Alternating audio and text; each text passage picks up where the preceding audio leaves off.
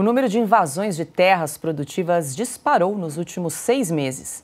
Foram registradas 56 ações ilegais até o mês de maio. Segundo o monitoramento da Confederação Nacional de Agricultura e Pecuária no Brasil, em uma comparação com o governo Bolsonaro, o terceiro mandato de Lula está próximo de superar as 62 invasões contabilizadas durante os 4 anos da gestão Bolsonaro. Esse número despencou depois que a CPI, que investiga os financiadores do MST, foi instaurada na Câmara. De lá para cá, uma única invasão ocorreu no dia 10 de junho em uma fazenda produtiva de Santa Cruz do Rio Pardo, a pouco mais de 300 quilômetros da capital paulista. Em entrevista ao jornal o Globo, nesta segunda-feira, integrantes da Frente Parlamentar do Agronegócio afirmaram que a CPI do MST colaborou para a redução das invasões.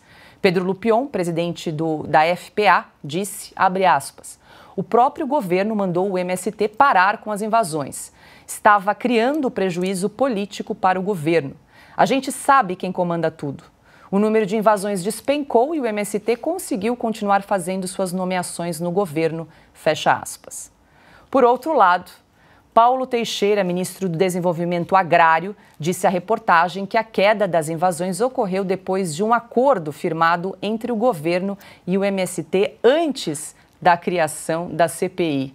E aí, Paulo, será que a CPI realmente teve a força, né, para interromper com essas invasões ou foi um acordo ainda? O próprio ministro do governo confessa, né, que fez um acordo com a militância do Movimento Sem Terra.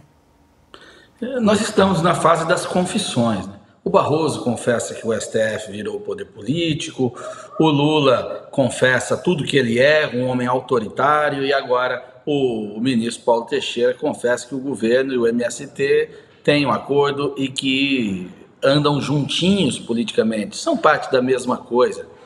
O MST tem medo, sim, da CPI. Talvez a CPI tenha ajudado o MST a se convencer que a ordem do chefe, que é o governo federal, deve ser obedecida.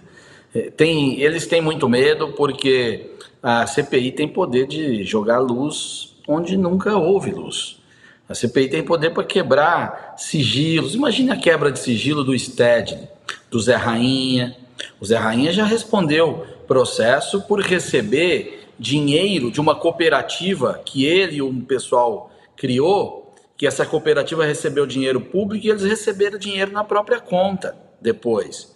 Isso já houve um processo que depois parou. Não sei agora como é que ficou esse processo. Ainda do início dos anos 2000.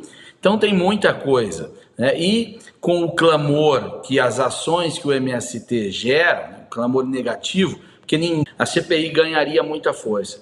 Então, certamente, uma estratégia entre o MST e o governo para enfraquecer a CPI foi fazer com que a quadrilha parasse, cessasse de praticar crimes por um tempo. Mas é só por um tempo, eles não se convenceram de nada, não. O MST é incorrigível, ele apenas tem estratégia, tática e conveniências.